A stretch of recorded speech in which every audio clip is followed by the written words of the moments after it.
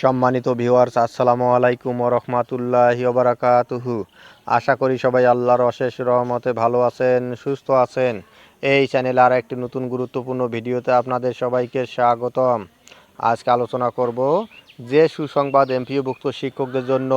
বিস্তারিত থাকছে ভিডিওতে। এই ভিডিওটি দেখার আগে যারা এই চ্যানেলে একদম নতুন তারা অবশ্যই চ্যানেলটি সাবস্ক্রাইব করে পাশে থাকা বেল আইকনটি প্রেস করে দিন। আর যারা ইতিমধ্যে সাবস্ক্রাইব করেছেন তাদেরকে জানাই অসংখ্য ধন্যবাদ। যে সুসংবাদ এমপিওভুক্ত শিক্ষকদের জন্য।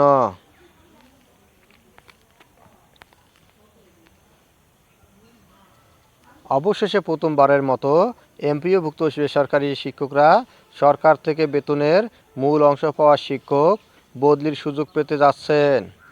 তবে এমপিওভুক্ত সবাই এই সুযোগ পাবেন না। কেবল বেসরকারি শিক্ষক নিবন্ধন ও প্রত্যয়ন কর্তৃপক্ষের এনটিআরসিএ সুপারিশে নিয়োগ পাওয়া শিক্ষকেরাই এ সুযোগ পাবেন। আপাতত এনটিআরসিএ সুপারিশকৃত 1,13,000-এর মধ্যে বিভিন্ন স্কুল কলেজে কর্মরত শিক্ষকরা নিজ জেলায় বদলি হওয়ার সুযোগ পাবেন।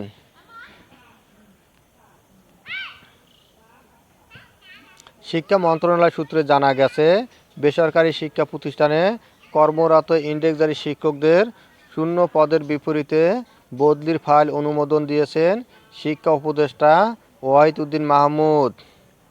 আগামী বুধবারের মধ্যে এ বিষয়ে প্রজ্ঞাপন হবে।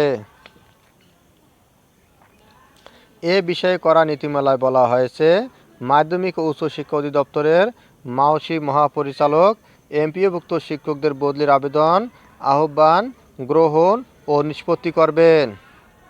প্রয়োজন হলে তিনি এই ক্ষমতা অধস্তন দপ্তরে অর্পণ করতে পারবেন। বদলির পুরো প্রক্রিয়াটি সফটওয়্যারের মাধ্যমে সম্পূর্ণ করা হবে। মাওসি বদলির আবেদন ফরম ও সফটওয়্যার তৈরি করবে। শিক্ষক বদলিতে ব্যবস্থাপনা কমিটি বা অন্য কারো হস্তক্ষেপের সুযোগ থাকবে না। বছরের একটি নির্দিষ্ট সময়ে শিক্ষকরা বদলির সুযোগ পাবেন। এছাড়া বদলির ক্ষেত্রে শিক্ষক নিবন্ধনের ব্যাচ বিবেচনায় নেওয়া হবে। শূন্য পদের শিক্ষক বদলির পর খালি থাকা শূন্য পদগুলোতে নতুন শিক্ষক নিয়োগ দেবে এনটিআরসিএ। নীতিমালায় বলা হয়েছে, বদলির আদেশ জারি হওয়ার পর শিক্ষকরা বদলি করা শিক্ষা প্রতিষ্ঠানের কাছে যোগদানপত্র পেশ করবেন।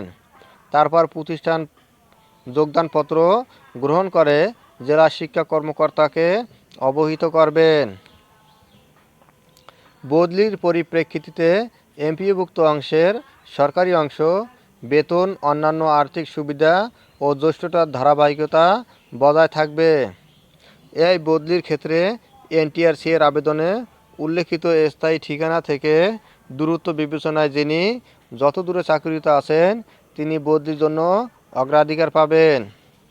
তবে নারী শিক্ষক কর্মচারীরা স্বামী বা নিজের স্থায়ী ঠিকানায় বদলি হতে পারবেন। নিয়োগ পাওয়ার পর যেসব শিক্ষকের চাকরি 2 বছর পূর্ণ হবে তারা বদলির আবেদন করতে পারবেন। পারস্পরিক বদলির আবেদনে উভয় প্রার্থীর সম্মতি থাকলে বদলির বিষয়টি বিবেচনা করা হবে। তবে পদশূন্য না থাকলে বদলির কোনো আবেদনই বিবেচনা করা হবে না। প্রতি বছর 16 অক্টোবর থেকে 15 ডিসেম্বরের মধ্যে বদলির আবেদন নিষ্পত্তি করা হবে। এ প্রসঙ্গে শিক্ষক নেতারা বলেন, এমপিওভুক্ত শিক্ষকদের বদলির উদ্যোগটি ভালো, কিন্তু এটি এমপিওভুক্ত সব শিক্ষকের জন্য করতে হবে। সবার জন্য না করে শুধু এনটিআরসি-এর সুপারিশ পাওয়া শিক্ষকদের জন্য করলে নতুন করে বৈষম্যের সৃষ্টি হবে। প্রসঙ্গত, নারী শিক্ষকদের পাশাপাশি পুরুষ শিক্ষকেরাও এনটিআরসি-এর মাধ্যমে নিয়োগ পেয়ে পরিবার ছেড়ে নিজ উপজেলা থেকে 400 থেকে 500 কিলোমিটার দূরে চাকরি করছেন। এ অবস্থায় ইন্ডেক্সধারী শিক্ষকেরা শূন্য পদে বদলির দাবিতে সম্প্রতি একাধিকবার বিক্ষোভ ও মানববন্ধন কর্মসূচি পালন করেছেন। অবশেষে তাদের দীর্ঘদিনের দাবি পূরণ হতে চলেছে। সারা দেশে এমপিওভুক্ত শিক্ষক কর্মচারী আছেন 5 লাখের মতো। এমপিওভুক্ত শিক্ষক কর্মচারীরা সরকার থেকে বেতনের মূল অংশ ও কিছু ভাতা পেয়ে থাকেন। এতদিন বেসরকারি শিক্ষকদের বদলির ব্যবস্থা ছিল না। ধন্যবাদ জানিয়ে বিদায় নেওয়ার আগে আবার অনুরোধ জানাই, যদি ভিডিওটি ভালো লাগে এবং সর্বশেষ শিক্ষামূলক আপডেট ভিডিও পেতে চান তাহলে অবশ্যই চ্যানেলটি সাবস্ক্রাইব করুন। ধন্যবাদ সবাইকে।